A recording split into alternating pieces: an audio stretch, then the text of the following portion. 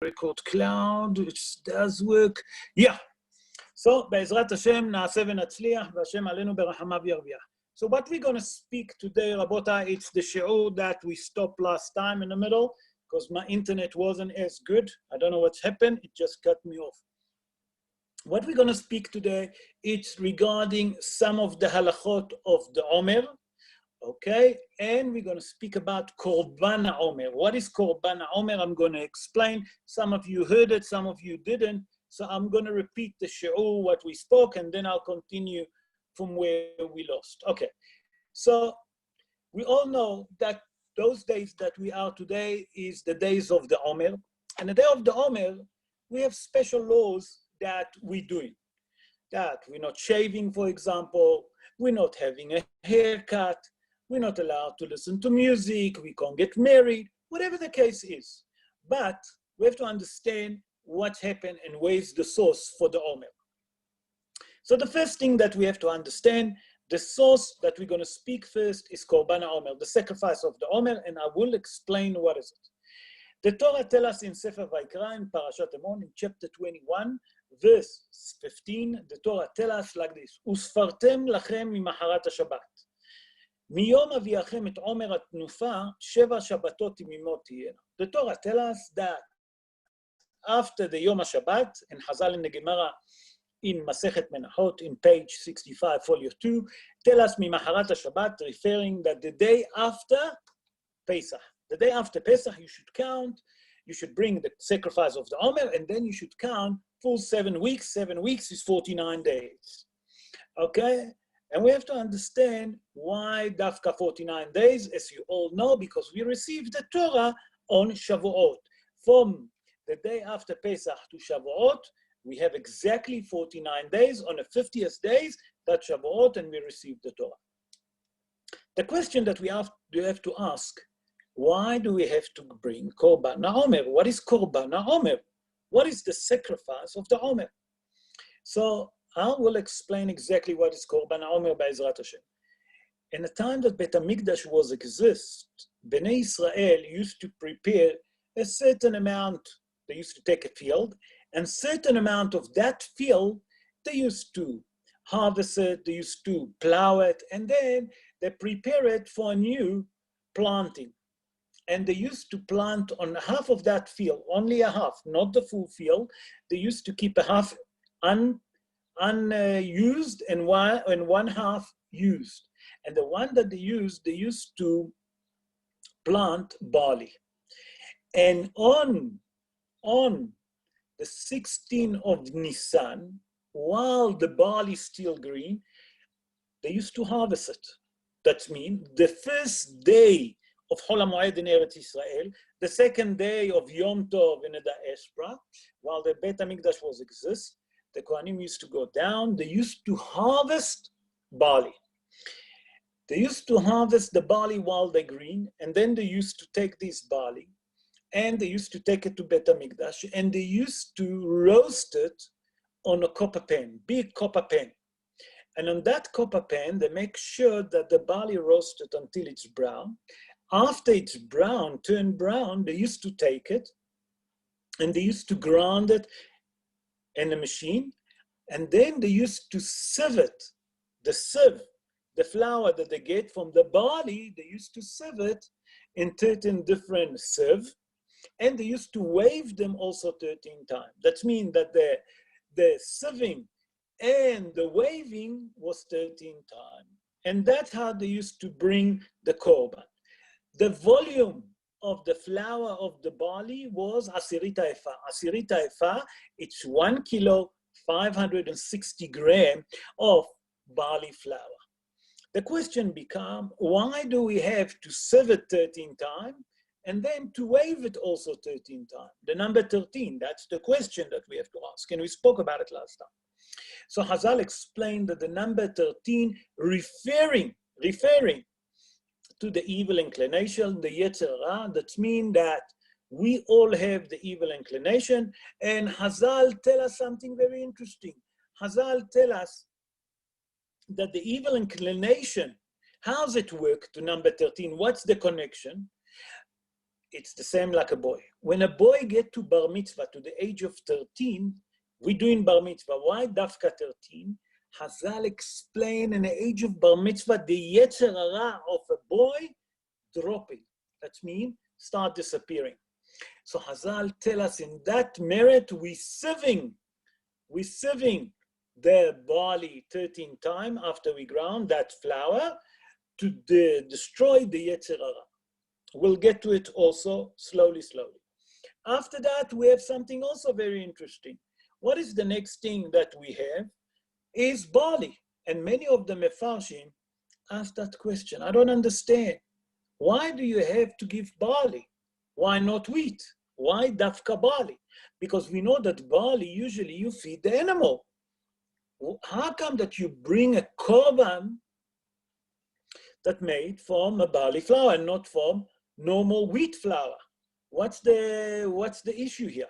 So Chazal explains something extraordinary. Chazal explained, until we didn't receive the Holy Torah on Shavuot, it was exactly like an animal. What's the difference between us and the animal, Chazal said? The animal eat? Yes, the animal eat. So you are also eating. The animal sleep, you're also sleeping.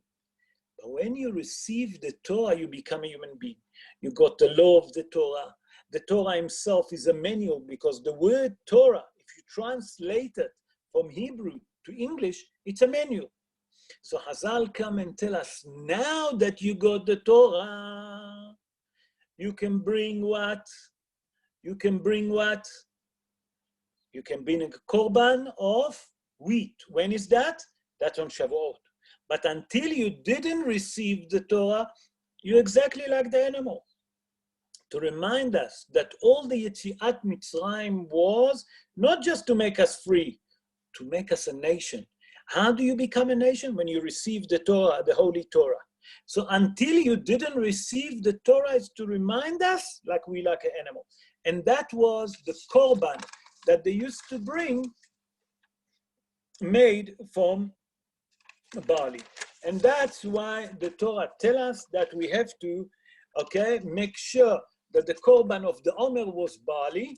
And we'll see that in Shavuot, after they got the Torah, Bnei Israel used to bring a different korban, the korban that called shtia lechem. What it means, shtia lechem? Shtia lechem, it was a korban that made from flour of wheat. Rabotai, I would like to delegate that shi'ur, before I forget, to Refuah Shlema, to Shmuel, Ben Michal. Shmuel ben Michal, רפואה שלמה, רפואת הנפש, or רפואת הגוף. So we explained that the reason for it, that we eat it, that we bring in the korban of the wheat, was dafka because we didn't receive the Torah. Let's move on. The Torah says, usfartem lachem, that you should count for yourself. What does it mean, count for yourself? From here, Chazal learned something extraordinary. Chazal say that from here that it says, usfartem lachem, that the person doesn't yotzei yedei chovah when he hear the brocha from someone else. For example, when we used to daven together in a shul, the rabbis said the brocha, and then he count the Omer, and then everyone answer amen, and after that, everyone count for himself. That means that the counting of the Omer, we're learning halacha from here, that everyone obligate to count the Omer, even that someone else say a brocha. And it doesn't make a difference if you heard the brocha and you hear the counting, you do not yotzei yedei chovah by someone else that's saying the brocha and counting the Omer. That means that the counting of the Omer, everyone obligated. And that's what it says, usfartem lachem. What it means, lachem, everyone individually. Everyone individually obligate to count the Omer. Now, so we explained what is Korban HaOmer. Now I would like to talk about the importance of counting of the Omer. So to understand that, we have to go to Chazal, tell us in a Midrash, and Midrash Rabbah, on Sefer Vayikra, in Parashat Emor. Chazal tell us like this. I'm going to translate it. I'm going to say it in Hebrew, and then I'll translate. Le'olam, forever. אל תהיה מצוות העומר קלה בעיניך. That means forever. Do not underestimate the mitzvah of the Omer. שבזכות מצוות העומר זכה אברהם אבינו לרשת את ארץ כנען. That means in the merit of the counting of the mitzvah of counting of the Omer, Avraham Avinu merit to receive the land of Canaan. That's Eretz Israel, the land of Israel. And Chazal say, and many of the Mefarshim say, what are you talking about? The mitzvah Omer came many years later, only when Bnei Israel left Egypt. Avraham Avinu alav shalom already passed away, so how can you say that? So Chazal say no. The answer is if you continue listening what it says.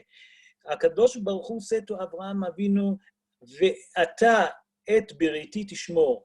Because you kept my covenant, because you, Abraham, kept my covenant, you merit to receive what?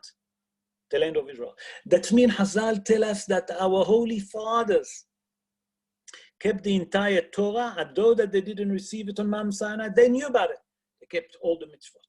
And because Abraham Avinu that even didn't receive the Torah, but he keep the mitzvah of the Omer, Rabotai, the mitzvah of the Omer, we manage and we merit to get Eretz Israel in his merit. Not only that, Hazal tell us another source in the Midrash, that in the time of Mordechai HaYehudi, when Haman HaRasha and Ahashverosh put a decree against the Jewish people, they wanted, the final solution was the same like the Nazis, to destroy the Jewish people. But Mordechai HaTzadik done a lot of good because he was the head of the Sanhedrin, he davened, and he stood for Am Yisrael. And we know that Mordechai HaTzadik saved the life of Ahashverosh. And the Megillah tells us, Vayihi balayla hu, and the king couldn't sleep. And that night, the king couldn't sleep. There's different translation, but I'm going to speak the Pshat. The Pshat said that in that night, Ahashverosh couldn't sleep. So what has he done? He asked his people to bring him the books of memory. And there he saw the story that Mordechai, a Yehudi, saved his life from Biktan Vateresh. Sorry. And when he saved his life, he saw that there's nothing happened, no one rewarded Mordechai. So he asked, what's happened with that story? They said nothing been rewarded. And Haman came. And he asked Haman, what should I do? And we all know the story. And Haman told them that man that you really think, he was thinking about himself. He didn't know that Hashverosh referring to Mordechai. And he said to him that you should let him ride your horse, dress special clothes that you yourself dress and walk around the city, and you should announce that that's what you should do to a person that the king feel that he looked being after. Okay? So when he gone to look for Mordechai, Haman HaRasha, he walked to the Beit HaMikdash. And Mordechai, a Yehudi, was teaching little kids, Tinokot shel Beit Rabban, the Midrash say, Hazal tell us. And then he saw Mordechai, and everyone saw Haman, and he was very scared.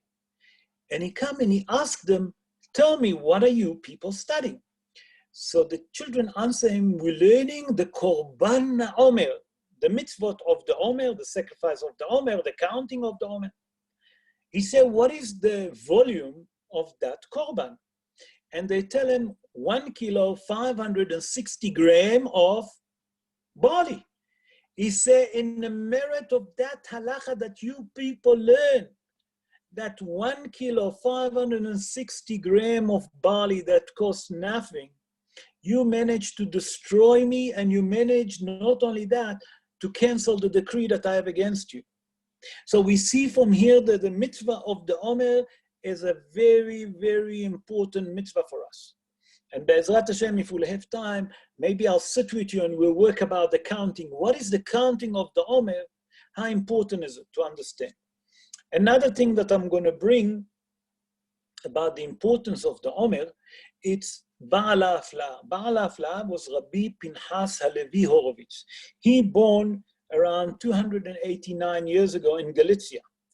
And he wrote, okay, that Sfirat HaOmer, the counting of the Omer, a matter of fact, keep one safe. From what? He said like this, from sickness, witchcrafting, the evil eye, okay, the enemies, the people, if person have enemies and he count the Omer, those enemies can't do nothing to him, from all different kind of troubles. And the most important is say magefot. Magefot is a disease, especially now. Rabotai, look at the mercy and the compassion of the Kadosh Baruch Hu. He brought the plague of that virus, dafka now. By counting of the Omer, Rabotai, we can get out of it and we can be safe. Do you understand what's the importance of the counting of the Omer? Now I'm going to stop and I'm going to give everyone a chance that want to ask question. Please unmute yourself, and then after that we continue with halachot of the Omer. Anyone that want to ask question?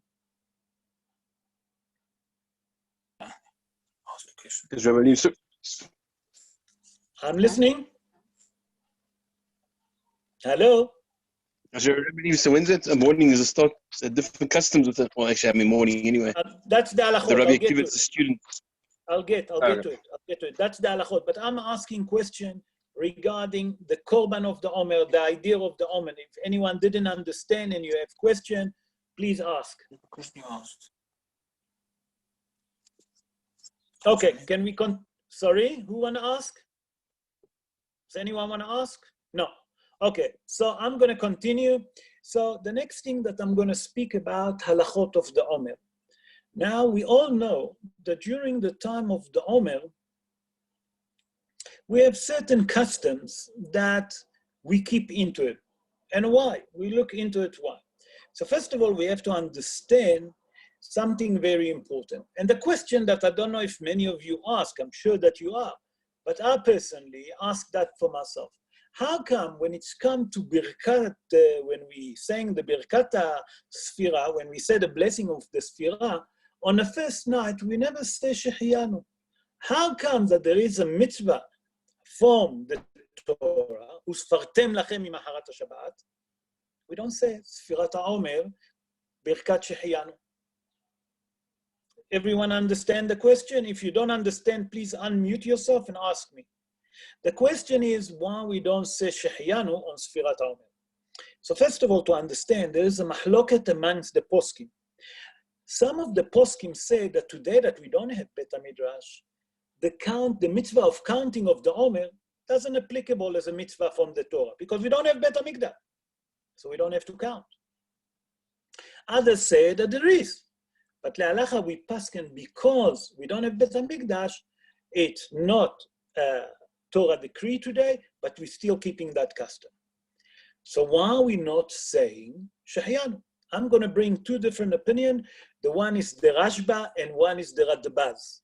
The Rashba, that was Rabbi Shlomo ben Aderet. Rabbi Shlomo ben Aderet, born in the city of Barcelona in Spain 790 years ago. And he explained like this. When you say the Birkat Shehiyanu, the blessing of Shehiyanu, when do you say it? It's a mitzvah that there is, when you say it, it's a mitzvah that have joys and simcha. For example, in Sukkot, we sit in a sukkah, so we say the brocha. The following morning that we take the four species, the lulav, the etrog, and the arava, and the adas, when we say, Sher Kedeshan Tav Etzivanu Al Mitzvat Lulav, what we also say, Shehiyanu on the first day. He said, why? Because you have a pleasure enjoying of it. And the same what? On Pesach, that we say Shehiyanu. Also, when we blow the shofar in Rosh Hashanah, because it's a mitzvah, we say Shehiyanu. Also the same when we light the candle of Hanukkah, because it was a great miracle, we say Shehiyanu. He said, but how can you count the Omer and say Shehiyanu, and you know that Bet HaMikdash is destroyed? And if it's destroyed, there is no joy for us. We are still mourning. What are we mourning? That Be'ezrat Hashem Bet HaMikdash is going to be built. And then we can count the Omer, and then we can say Shehiyanu. That's the explanation of the Rashba, the one explanation. The Razbaz, Rabbi David ben Zimra. Rabbi David ben Zimra was me'achronim, when the Rashba was a Rishon. especially bring Rishonim and Achronim. So the Radbaz, the Rabbi David ben Zimra, that was Aharon, he born in Spain 541 years ago. And he said, you know why you don't say Shehiyanu? Because the Shehiyanu, you say when you finish to count. And when you finish to count, when do you say the Shehiyanu and Shavuot? Because the mitzvah of the counting of the Omer and Shavuot, it's one mitzvah, because it said to count 7 full weeks. And when you count those 7 full weeks, you reach to where? To the final destination. What is the final destination? Shavuot. That's the day that we receive the Torah, and only then you say Shehiyanu. So now we understand why Birkat, the Sfirat HaOmer, when we said the Brocha on HaOmer, we don't say Shehiyanu. Okay, the mitzvah that we have regarding Sfirat HaOmer. The mitzvah of Sfirat HaOmer we have to say while we're standing up. Where is the source that we have to stand up?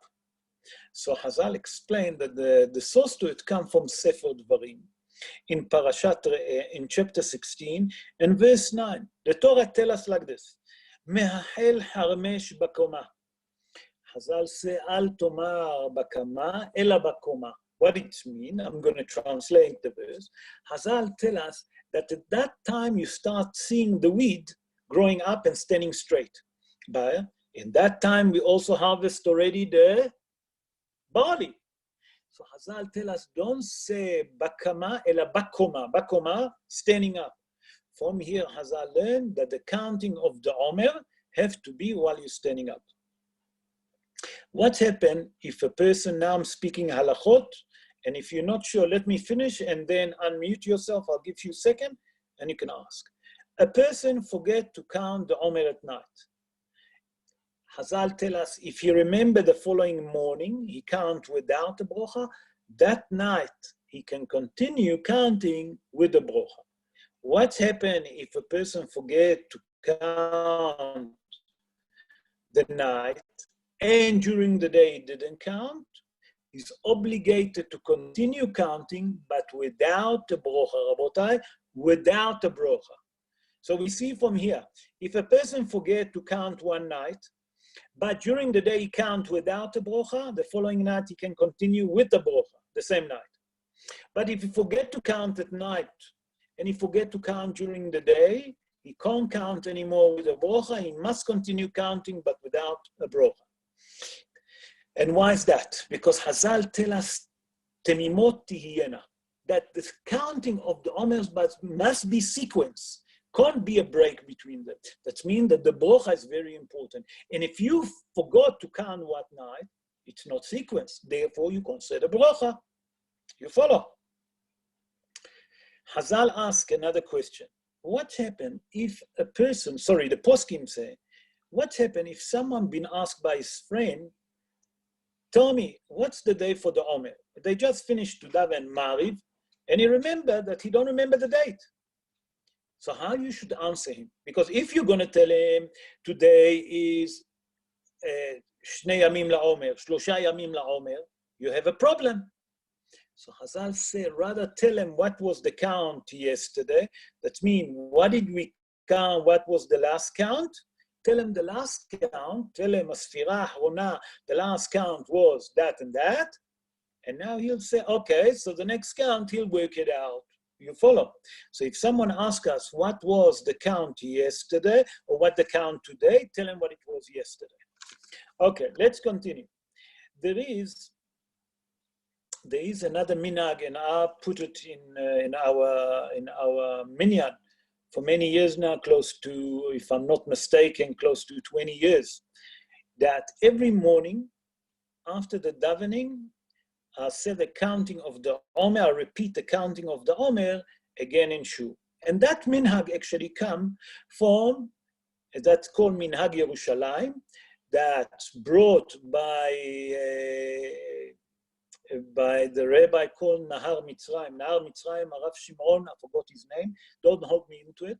He was the chief rabbi of Egypt, because it was a big community in Egypt.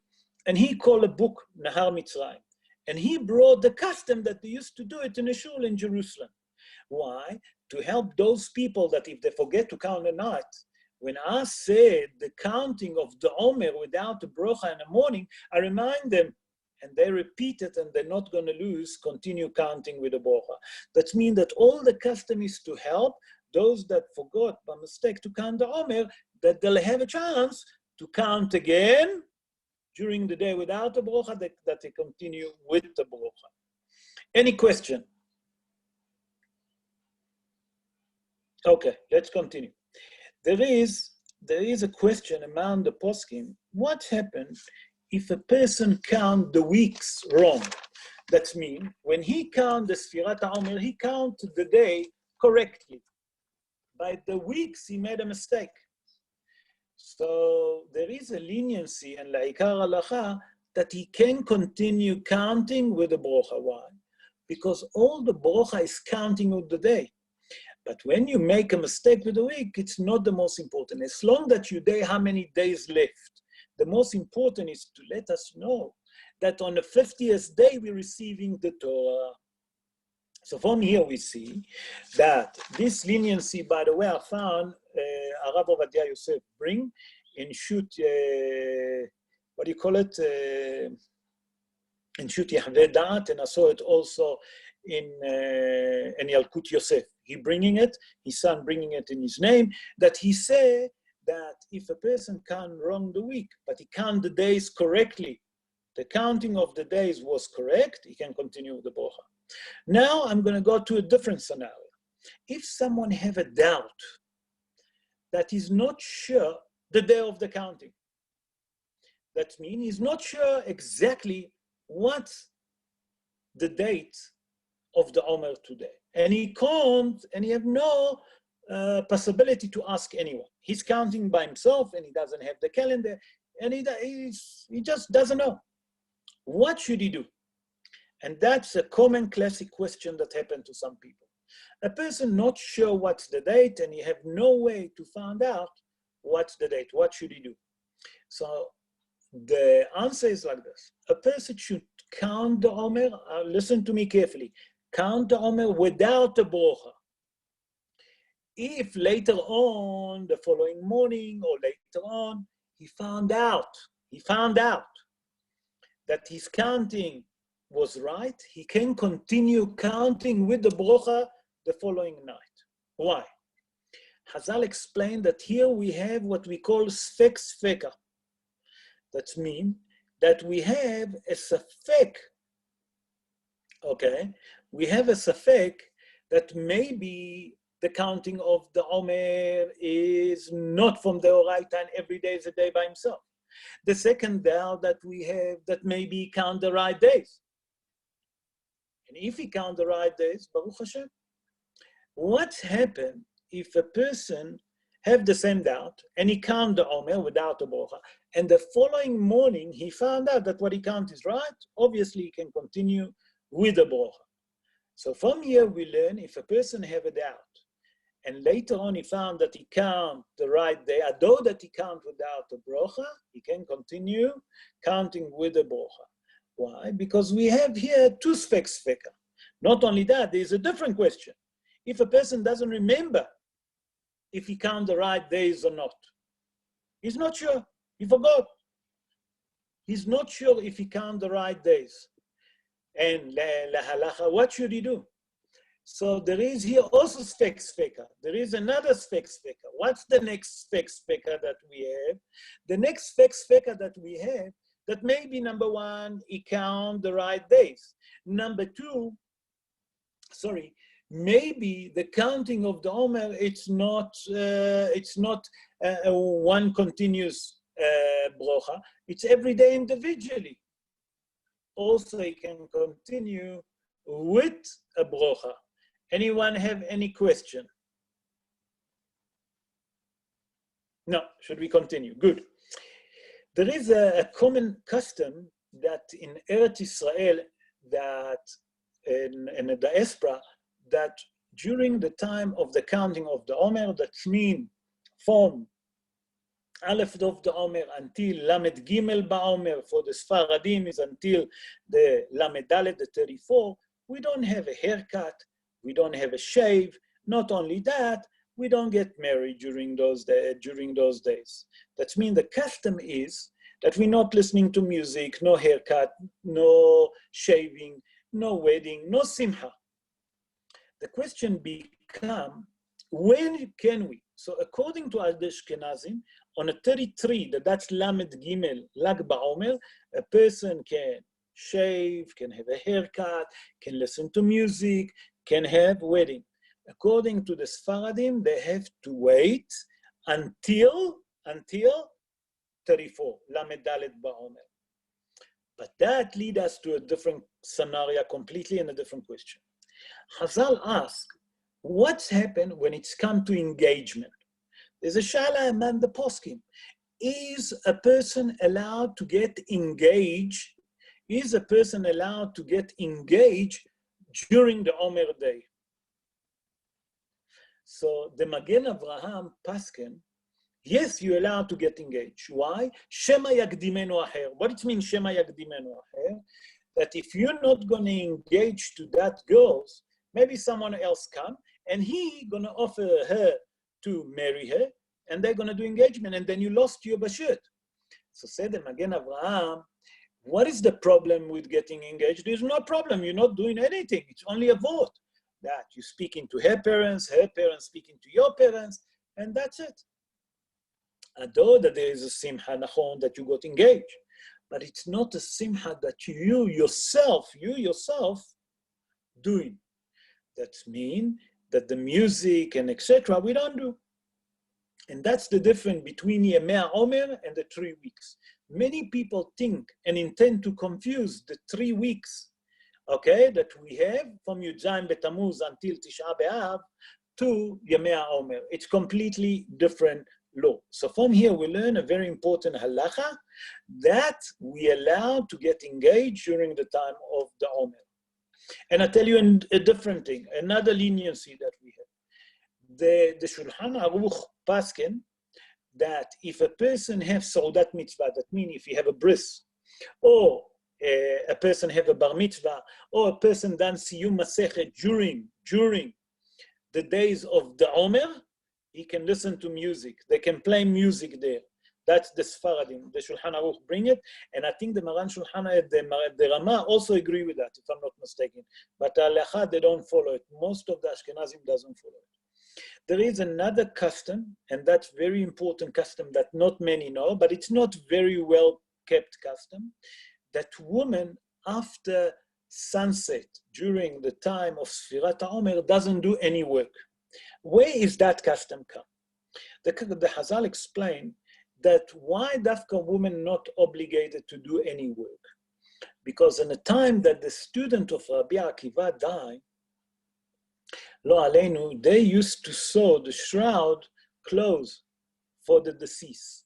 That means that the women in those times used to make a special clothes for the deceased when they passed away. So in that merit, Hazal tell us, during those times, in the evening, every evening until the morning, women have a custom not to do nothing. That's not a well-known custom, I'm just bringing it. All of those custom and all of those halachot that we brought, just for you to understand, how did we know about it? All of those halachot, Rabotai, we learn from the Gemara in Masechet Yevamot, page 62, folio 2. That means Yevamot, Samech Bet, Amud Bet.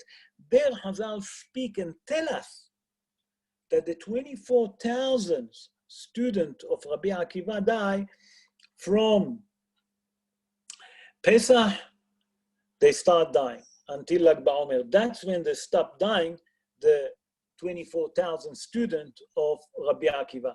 Now I'm going to give time for question. Thank you for listening, and it was pleasure not to be disturbed. Thank you, everyone.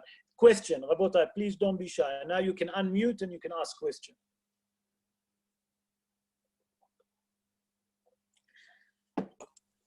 Rabbi? Yes, I'm listening. Just who's speaking? It's Stephen Kabatsny. Yes, Stephen. Yes, Stephen. What is the custom of Yoshem Flower? When does it start and all that? Yoshem Flower. Okay, the Yoshem Flower, first of all, You're talking about a different halacha. It's not have to do with the Omer. Ah, The Yoshem flower finished. The Yoshem flower finished in when is it finished? No, I'm not Pesach. sure. Pesach, yeah, Pesach. That's it. It's finished. You understand? I thought it had to do with this as well. No, it's nothing. That's you speaking about the flower. That's what we call yashan. That you in English or in Yiddish you call it yoshan. Yes. Any other question regarding the Sfirat Omer? Where is Stephen? Stephen, you wanted to ask me something. You wanted to ask me something about different custom? Stevie? I mean, which the morning, everybody, 32 days. Yes, what about it? Not 32 days. There is, I think that I understand you. There is a different opinion when to start the Omer. Some people start not shaving, not having a haircut on the first day of Hol HaMoed. Some people say no, from Rosh Chodesh, no, Sivan. That's what you're referring to. That means the first part or the second part. Nachon? That's what you're referring. The most common, and everyone will tell you that the most common part is to keep the first part, if you call it, that means from Pesach until Lag BaOmer for the Ashkenazim, to Sfaradim until Lamed Daled, that's 34 of the Omer. You follow? Okay. Any other question? Yeah, no, if I wasn't morning, Any other question? And Shavuot, Rabbi, was it the 6th or 7th of Sivan, actual the Shavuos, Say again. Shavuot. Say again. The Shavuot, when is that? The 6th or 7th of Sivan, eh? The actual day, the Shabbos. The 6th of Sivan, we received the Torah. And that's, if you look at the counting every day, you say, Hayom, Yom, Kach, Vekach, B'Shabbat Kodesh. Yechon, in Shahrit. If you look on Friday, Yom HaShishi. What it mean, Yom HaShishi? When you say the Kiddush, you say Yom HaShishi. Why HaShishi? Hazal explained that if Bnei Israel wouldn't receive the Torah on the 6th of Sivan, HaKadosh Baruch Hu will bring the world back to the day that he created it. B'Hazara L'Tohu Vavohu. If Bnei Israel not going to accept the Torah. Hashishi B'Sivan. Hashishi. Yom Hashishi. Ve'et ha'idiyah. You follow? Yes, any other question? Rabotai, don't be shy. Now it's the time to ask if you have certain question regarding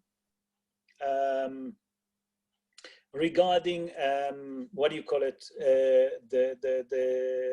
The law of the Omer, the law of the Omer, if we can help. If you don't have any more question, I would like to thank every one of you. And I just want to tell you the next shiur that we're going to speak, it's about the student of Rabbi Akiva. Now, just to keep you in touch, to give you something to think about it, to prepare, Hazal tell us the only mourning that we're doing now, it's because the 24,000 students of Rabbi Akiva, that Rabbi Akiva died, it was from Pesach until Lag BaOmer that they stopped. The question is, how did they die? So the Gemara in Masechet Yevamot tell us, Rabotai, Mishum shelo na'agu kavod ze baze. The Gemara Masechet Yevamot, 62, folio 2, say that they didn't have respect one to each other. And the question is, how a great people, like the student of Rabbi Akiva, didn't stick into it. And that's the next shiur, Rabotai, that's the next shiur that we're going to speak about. I'm going to prepare you all again. I'm going to put, I'm going to put a message on a group to tell you when the next shiur going to be. How can it be that such great rabbi, 24,000 great rabbi like the student of Rabbi Akiva, didn't respect each other? And especially that the great rabbi, Rabbi Akiva say, that ואהבת לרעך כמוך, that you should love yourself, you should love your fellow friends like you love yourself. That's the next thing that we're going to speak in the next show. I see Leon want to ask. Yes, Leon. Leon, ברוכים הבאים. Welcome. Where are you? Talk. Yes, Leon. Leon Gershlovitz, where are you? I see that you put your hand to talk. I don't see you. Where are you? Any other question, Rabotai? No more question. So thank you, everyone. I hope that you... Leon, here you are. Yes, Leon. You wanted to ask something, Mr. Gershlovitz. You joined us a bit late, huh? Mm-hmm. Any question? Marky, any question? Just thanks very much for that enjoyable... I hope that you enjoyed it, guys. I hope that you Very really enjoyed the Thank show. you. Good. Cool. We'll be in touch. Ciao, ciao, everyone. everybody. Bye-bye. Thank you, Rabbi. Shalom. Chodesh Tov. Bye-bye. Bye. Sure.